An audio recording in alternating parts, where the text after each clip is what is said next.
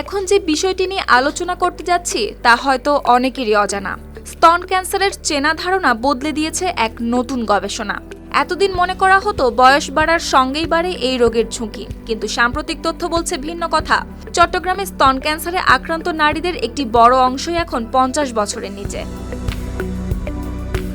আরও গুরুত্বপূর্ণ তথ্য হলো, এদের মধ্যে 30% রোগীর ক্ষেত্রে সবচেয়ে বেশি শনাক্ত হচ্ছে লুমিনাল এ টাইপের স্তন ক্যান্সার। এটি হরমোন নির্ভর ক্যান্সার, যা বাড়ে ধীরে ধীরে, তবে সময় মতো ধরা পড়লে চিকিৎসায় এর সাড়া মেলে। ব্রেস্ট ক্যান্সার মূলত ফিমেল যে ক্যান্সারগুলো তার মধ্যে খুবই কমন এবং এখন মেজর একটা সমস্যা হয়ে দাঁড়াচ্ছে। আর ব্রেস্ট ক্যান্সারের যে ফ্যাক্টরগুলো তার মধ্যে মেনলি হচ্ছে আপনার জেনেটিক ফ্যাক্টরটা মেনলি দায়ী। তাছাড়া হচ্ছে হরমোনাল বা অবেসিটি অন্যান্য কারণও থাকে, তবে আমরা মেইনলি যেটা মনে করি সেটা হচ্ছে ফ্যামিলি হিস্ট্রি থাকলে আর কি। সম্প্রতি চট্টগ্রামে 50 জন স্তন ক্যান্সার রোগীর টিস্যু নমুনা বিশ্লেষণ করে উঠে এসেছে এমন তথ্য। গবেষণায় দেখা যায়, রোগীদের অনেকের বয়স 30-এর ঘরে, কেউ বা 40-এর কোঠায়। এই অসুখে 1 বছর ভুগতেছি, আসা যাওয়া করতেছি, থেরাপি দিতেছি। এখন থেরাপি 8 তারিখে শেষ, মেগি থেরাপির সিরিয়াল জন্য আসছি। টিস্যু বিশ্লেষণে দেখা গেছে, লুমিনাল এ টাইপের ক্যান্সারের পরেই রয়েছে লুমিনাল বি, ট্রিপল নেগেটিভ ও HER2 টাইপ। জিনগত বিশ্লেষণে P53 জিনে উল্লেখযোগ্য সংখ্যক রোগীর ক্ষেত্রে মিউটেশনও পাওয়া গেছে, যা বোঝাচ্ছে রোগের জটিলতা। ব্রেস্ট ক্যান্সারে দুই ধরনের ফ্যাক্টর কাজ করে। একটা হচ্ছে মডিফিয়েবল রিস্ক ফ্যাক্টর, যেগুলো হচ্ছে কন্ট্রোল করা যায়। কিছু নন মডিফিয়েবল রিস্ক ফ্যাক্টর, এগুলো কন্ট্রোল করা যায় না। ওজন বেশি হলে, যারা কন্ট্রাসেপটিভ পিল গ্রহণ করে, যাদের প্রথম সন্তান 35 বছর নায়াসিনামাইড ও স্যালিসাইলিক সমৃদ্ধ লিলি ফেস ওয়াশ, যা ফেসের ডেড স্কিন সেল দূর করে দেয় দ্বিগুণ ফাস্টার ব্রাইটেনিং। বয়সের পরে হয় তাদের ক্ষেত্রে, যারা নন মডিফিয়েবল রিস্ক ফ্যাক্টর বলতে যেমন ঋতুচক্র যদি তাড়াতাড়ি শুরু হয় 12 বছরের আগে অথবা 55 বছরের পরে শেষ হয়। এটা ছাড়াও হচ্ছে কিছু জেনেটিক মিউটেশন, যেমন BRCA 1-2 এই মিউটেশনের জন্য হতে পারে।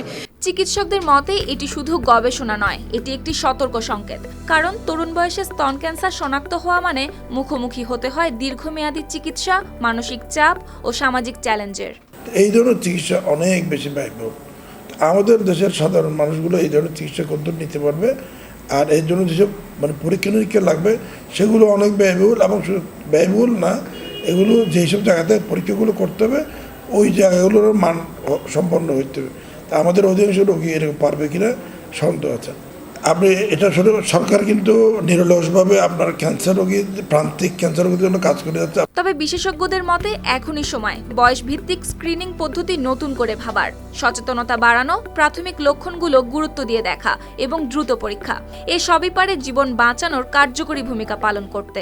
আমাদের লাইফস্টাইল এইটার জন্য কিছুটা দায়ী। অনেক সময় দেখা যাচ্ছে কি আমি এই দেরিতে বাচ্চা নিচ্ছি, অথবা বাচ্চা নিলে বাচ্চাদেরকে ঠিকমতো আমরা ব্রেস্ট ফিড করাচ্ছি না।